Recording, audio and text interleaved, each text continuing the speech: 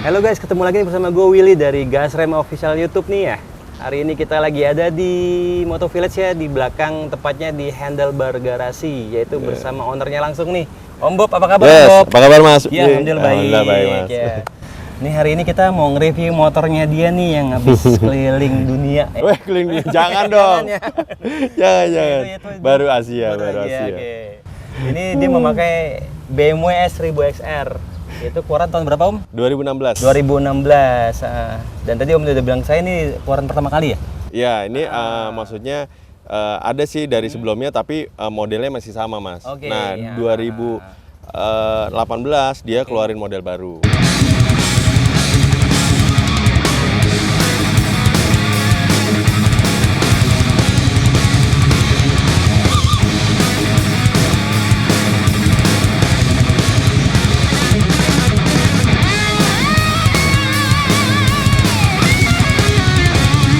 Oke. Gitu. Untuk ini sama tipikal yang GS 1200 itu agak beda pasti ya? Beda. Bedanya Itu di mana tuh? beda tipikal. Oke. Kalau ini lebih ke on road ya. On road ya. Ya bannya juga on road juga ya, ya. kan. Oke. Kalau GS kan emang lebih ke adventure ya, maksudnya deh ya. jalan mana-mana boleh ditebas lah ibaratnya. Kalau ini khusus on road. On roadnya aja, speednya Iya. lebih kenceng ya pasti ya? Ya speed lebih kenceng karena ini stylenya adventure tapi Oke. pakai mesin superbike, pakai mesinnya S1000 S1000 gitu. ya. Oke, tadi aku udah cerita nih di belakang sama Om Bob, katanya dia sempat pas lagi touring kemana gitu, peleknya pecah bro. Pecah gimana tuh? Iya. Pelek depan Ya, ya? pelek depan sempet. Memang kan aku bawa motor ini karena waktu itu memang kita ke Asia ya, Oh, ke Asia, oke. ke muter dari Malaysia, Thailand, Yes, Laos, Kamboja juga, terus balik lagi ke Thailand. Nah itu aku pakai motor ini karena memang di sana kan aspalnya bagus terus Mas, Oke. makanya aku pakai ini. Kalau di Indonesia sih aku lebih senang pakai GS sebenarnya GS gitu. ya, Jadi oke. karena kontur di jalan aspal Indonesia lebih bermacam-macam lah ya, gitu. Nah ternyata pas aku masuk Laos itu jalanan rusak. Jalan rusak. Terus karena aku kebiasa pakai GS, jadi agak nggak sabar nih kan, jalan-jalan jelek, aku terabas terus. Iya. Nggak taunya ada yang mungkin lubang yang lumayan besar, terus ada batunya, pelek aku. Pas aku lihat pas berhenti, sebenarnya aku lihatnya peang. Gitu. Tapi ternyata pas detailnya aku lihat di atasnya ternyata ada yang pecah. Bukan retak loh Mas, pecah. Jadi memang pecah si peleknya gitu loh. Nah, itu menjadi aku akhirnya worry kan ya. Nyesel juga sih jadi nggak yang tadinya harusnya nggak usah buru-buru ya kan gitu loh ternyata karena peleknya pecah akhirnya karena itu aku masih pertengahan jalan waktu itu ya, belum sampai Kamboja juga. Jadi selanjutnya aku yang tadinya bisa speednya lumayan, akhirnya aku juga harus jaga speed ya, gitu loh. Harus konsentrasi lebih lagi. Iya betul. Retaknya itu melebar ya pasti ya. Karena lebih takut itu Mas, anginnya keluar sih. Karena udah bener-bener di bibirnya pelek sama ban, gitu. Lupa ya kalau ini sebenarnya pelek racing ya. Iya harus lupa. Pakai jari-jari pakai GS. Iya ya. itu makanya. Aduh. Nah, kalau untuk bahan bakar nih, pakainya apa nih? Nah, bahan bakar sih ini minimal RON 95 sih Mas. RON 95. Oke. Jadi kalau di sini atau di Asia pun ya rata-rata aman sih. Aman 95 ya. ada selalu. Kalau di Indonesia mah Gitu. kayak sebutnya kayak kita kembali lagi ke sahabat Pertamina, jatuh ke pertama turbo pasti ya. Iya betul. Efeknya ya pasti ya. Iya. Ya. Betul. Mungkin kalau pakai RON di bawahnya itu nggak bisa. Ya sebenarnya bukan nggak bisa, jadi ngelitik aja sih Mas. Ngelitik aja. Lebih jaga mungkin juga tuh. mungkin makanya kalau di Indonesia lebih cocok pakai GS. GS pun mungkin kalau sampai pakai RON 92 masih oke sih menurut aku, masih oke sih ya. Karena kan kadang-kadang kalau kayak muter kita biasa touring-touring ke Sumatera, Sulawesi gitu ya. Maksudnya ada di beberapa tempat yang memang nggak ada sedia yang di RON 95. Mau nggak mau kita pakai 92 masih oke sih gitu. Masih masuk. Makanya kenapa S1000XR disarankan buat RON 95 Iya, ya, betul. ya. Betul. Oke, dan ini untuk pemakaian untuk touring aja ya. Kalau daily use enak nggak, aman nggak kalau Motornya enak juga sebenarnya mas, cuma ya. jarang dipakai. Aku ya hari-hari pakai motor matic lah, apalagi ya sekarang naik mobilnya macet, tua di jalan, ya hari-hari naik motor matic nggak pernah. Aku naik moge jarang banget lah, kecuali untuk ngetes motor aja sih ya. Atau weekend ride. Iya, ya weekendnya juga jarang lah mas. Jadi aku motor kilometer rendah, tapi kilometer jadi banyak karena pakai touring aja. Jauhnya di touring. Iya. Gitu. Oke, dan ini kan buatan BMW ya? Iya. Kalau mesinnya ini ke boxer dong pasti ya? Nah kalau ini mesinnya inline mas, nggak boxer. Iya. Kalau yang GS baru boxer. Oke, ya. Inline 4 silinder. Jadi suaranya enak, halus, merdu. Yes, tadi udah dites ya. Lumayan ya.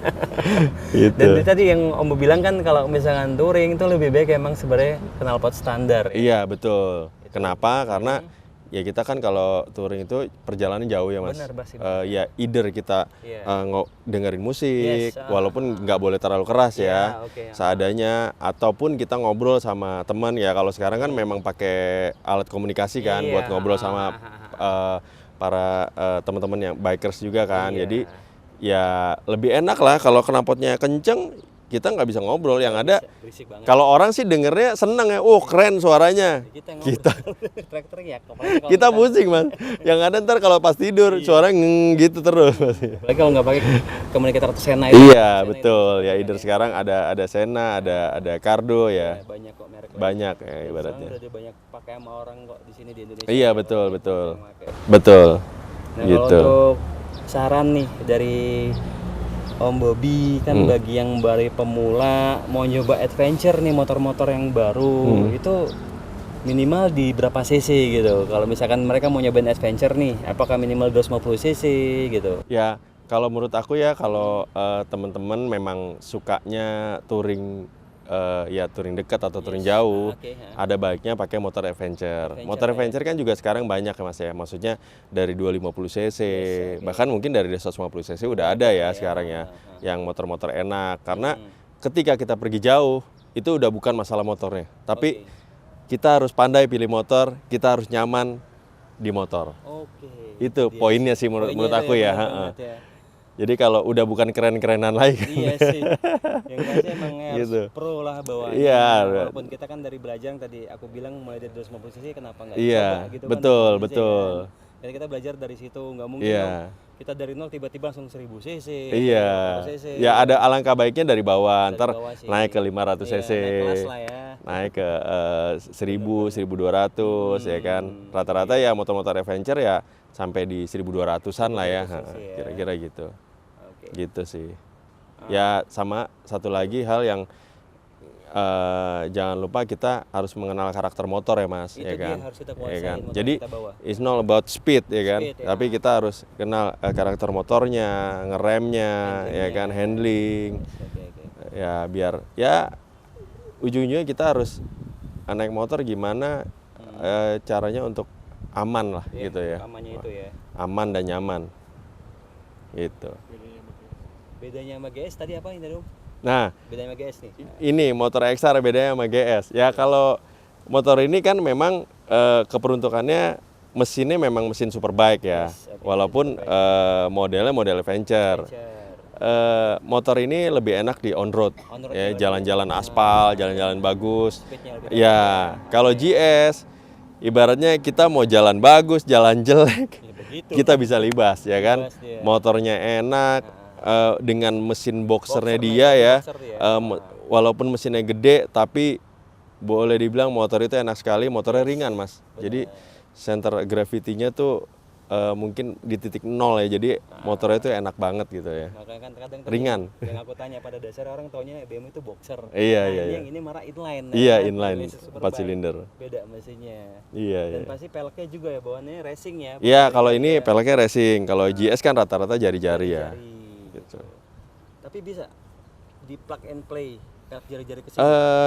Nggak bisa ya mas ya, beda ya. Maksudnya kalaupun bisa pasti yang aftermarket gitu kan, aftermarket. Kalau ini kan 1717 ya. Kalau GS kalau yang 1200 pakainya 1917. 1917. Beda gitu. counternya lah emang bawaan Iya. peleknya lebih aman. Kalau ini bannya jadi lebar karena peleknya lebar. Kalau GS peleknya lebih kecil, makanya bannya juga nggak terlalu besar, gitu kan, disesuaikan. Makanya dia bener-bener motor ontak banget. Iya iya iya.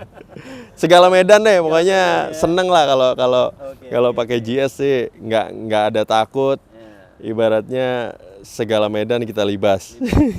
Makanya nih buat temen-temen nih yang pengen tahu, pengen tanya-tanya, monggo datanglah ke Handlebar ini di Moto Village bersama Om Bobinya langsung. Iya, makasih. Teman-teman dari mekaniknya. Iya, iya.